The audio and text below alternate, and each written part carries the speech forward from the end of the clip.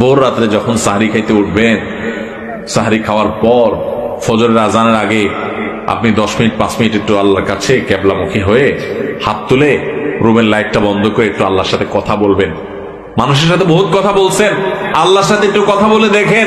আল্লাহর সাথে কথা বলার স্বাদ আছে ভাই, অনেকে জীবনে একবারও এই স্বাদ পান নাই। একটু কথা বলে দেখেন।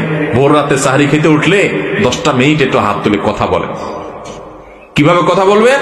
কথা বলবেন এইভাবে, ও আল্লাহ, কত গুনাহ আমি করেছি, কত পাপাচার আমি করেছি, মরতে আমার হবে, তোমার কাছে যাওয়া আমার লাগবে আল্লাহ। শয়তানের প্ররোচনা করেছি, এই রমজান মাস তুমি কত মানুষকে মাফ করে দাও।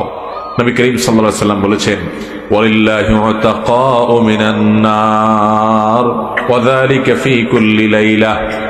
রমজানের প্রত্যেক রাতে আল্লাহ তাআলা অনেক মানুষকে সাধারণ ক্ষমা ঘোষণা করে দেন, যে যাও অমুক অমুক অমুক অমুক, যাও তোমাদেরকে মাফ করে দেওয়া হলো, জাহান্নাম থেকে মুক্ত ঘোষণা করে দেওয়া হলো। আল্লাহ কত মানুষকে আপনি সাধারণ ক্ষমা করে দিবেন। আল্লাহ আপনার সাধারণ ক্ষমা পাওয়ার জন্য কোনো যোগ্যতার দরকার হয় না, আপনি চাইলে যাকে তাকে মাফ করে দিতে পারেন। দুনিয়ার প্রেসিডেন্ট প্রধানমন্ত্রী চাইলে একটা দেশের যাকে তাকে যা খুশি তা দিয়ে দিতে পারে। তাদের যদি ক্ষমতা, তারা তো মানুষ। আল্লাহ আপনি তো মহান সৃষ্টিকর্তা, আপনি তো চাইলে আমার সব অপরাধগুলো মাফ করে আমাকে ফেরেশতা বানায় ফেলতে পারেন, পারেন না আল্লাহ? তো আল্লাহ আপনি